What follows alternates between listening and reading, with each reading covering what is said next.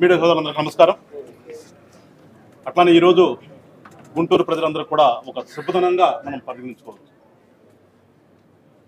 ఏ ప్రాజెక్టులైనా కానీ ముందుగా మొదలు పెట్టేసుకుంటూ వెళ్ళిపోయేటటువంటి సందర్భంలో ఇవాళ పెద్దలు మంచిగా ఆలోచించి పని స్టార్ట్ చేయడంతో పాటే కాంపెన్సేషన్ కూడా ముందు ఇవ్వటం అనేది మనం ఏ ప్రాజెక్టులో కూడా చూడం. దానికి కానీ ఇవాళ కూటమిలో భాగస్వామ్యానందుకు గర్విస్తూ జనసేన పార్టీ తరఫున పెద్దలు చంద్రశేఖర్ గారికి, కలెక్టర్ గారికి, అలానే మున్సిపల్ కమిషనర్ శ్రీనివాస్ గారికి మనస్ఫూర్తిగా శుభాకాంక్షలు చెప్తూ, అలానే దాన్ని సహకరించినటువంటి వెస్ట్ ఈస్ట్ ఎమ్మెల్యేలు కానీ, మేయర్ గారు కానీ, ప్రతిపాడు ఎమ్మెల్యే గారు కానీ కూడా అందరూ కూడా శుభాకాంక్షలు తెలియజేస్తున్నారు. ఎందుకంటే పెద్దలు మాట్లాడారు ఇప్పుడు దాకా. ఖచ్చితంగా ఒక 100 మందికి ఉపయోగపడిద్ది అనుకున్నప్పుడు ఒకళ్ళిద్దరికి నష్టం వాటిల్లే సందర్భం వస్తే మనం అది చూడాలి తప్పితే ఈ కింద దాన్ని పట్టుకుని మేమేదో జేఎస్ఎల్గా ఫామ్ అవుతాం అనేది కరెక్ట్ కాదు, సబబు కాదు. ఒకసారి ఈ మేధావులందరూ కూడా ఆలోచన చేయండి. గుంటూరు నగరంలో ప్రధానమైనటువంటి వారధి ఇవాళ మనం నిర్మించుకోబోయేది. దాదాపుగా దాని మీద ప్రతిరోజు కూడా 1.5 నుంచి 2 లక్షల వరకు జనం ఫ్లోటింగ్ ఉండేటువంటి ఒక బ్రిడ్జ్ అది.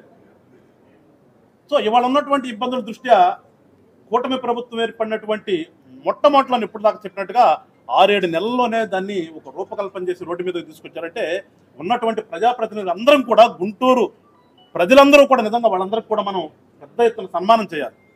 అలాంటి సందర్భంలో కొంతమంది మేధావులు అని చెప్పుకుంటూ, ఎస్ మేధావులే కాదంటలేదు, కానీ మరి ఈ మేధావుతనం అంతా నందివెలుగు బ్రిడ్జి ఆగిపోయి ఇప్పుడు 10 సంవత్సరాలు అయింది. ఏమైపోయింది ఇది చేసి? ఎటుపోయారు ఈ మానవ ఆరోగ్య చేసేవాళ్ళు? సింపుల్ కదా అది. గత ప్రభుత్వం దాన్ని పట్టించుకోకుండా వదిలేస్తే ఆ రోజులు ఎక్కడ పోయారు? ఇవాళ ఒక వర్క్ సక్రమంగా జరుగుతున్నప్పుడు మీరందరూ కూడా వచ్చి ఆపే ప్రయత్నం చేయదు దయచేసి. ఎప్పుడూ కూడా మనిషి అనేవాడు మంచికి సహాయం చేయండి, చెయ్యాలి కూడా. కానీ జరిగేదాన్ని ఆపి ఏదో సునకానందం పొందామంటే ఇప్పుడు మా ఎమ్మెల్యేలు ఇద్దరు కూడా చెప్పారు ఖచ్చితంగా ఆగదు. ఏదైనా ఆగదు అని ఎందుకు చెప్తున్నారంటే వాళ్ళిద్దరు కూడా ప్రజాప్రతినిధులు, ప్రజల కోసం పనిచేస్తారు కాబట్టి. ఎవరో బెదిరించినట్టు కాదు అది. ఆగదని చెప్తున్నారంటే ప్రజల కోసం, అంటే మీ ఒకళ్ళిద్దరి కోసము ఏదో ఆగే సమస్య కాదు.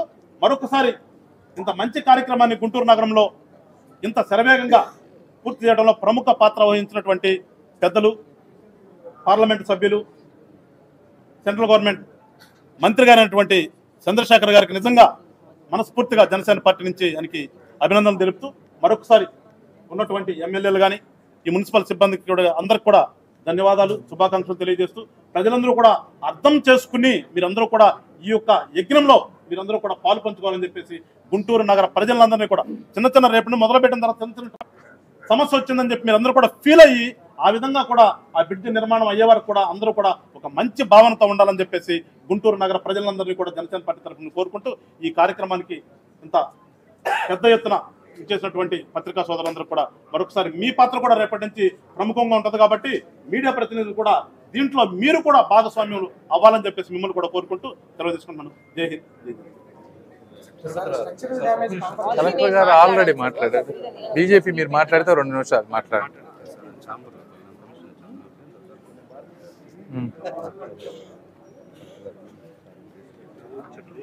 ఏంటది?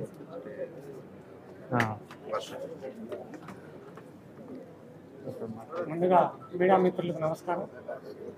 ఒక ఆర్ఓపి శిలావస్థకు చేరింది, దాన్ని పునర్నిర్మాణం చేయాలి. చేసేదానికి ఎంత రాద్ధాంతం చేయడం ఎంతవరకు సబబు అని నేను అడుగుతున్నాను.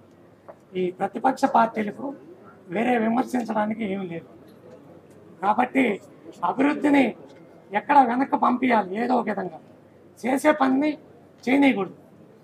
వాళ్ళు ఇటు 5 సంవత్సరాల్లో మొత్తం నాశనం చేసి వెళ్ళిపోయారు. కాబట్టి ఈ కూటమి ప్రభుత్వాన్ని కూడా అభివృద్ధి చేయనీయకూడదు. అభివృద్ధి చేస్తే వాళ్ళకి పేరు వచ్చింది. అందుకని చెప్పి ఏదో ఒకటి మాయమాటలు చెప్పి, ప్రజలకు మాయమాటలు చెప్పి ఇది ఈ బ్రిడ్జిని కట్టకుండా చేయాలని చెప్పి చూస్తున్నారు. అది వాళ్ళ వల్ల కాదు, వాళ్ళ ముత్తాతల వల్ల కూడా కాదు. కంపల్సరిగా ఎంపీ గారు, ఎమ్మెల్యేలు, కూటమి ప్రభుత్వం ఆధ్వర్యంలో మంచి బ్రిడ్జి నిర్మాణం పూర్తవుతుంది.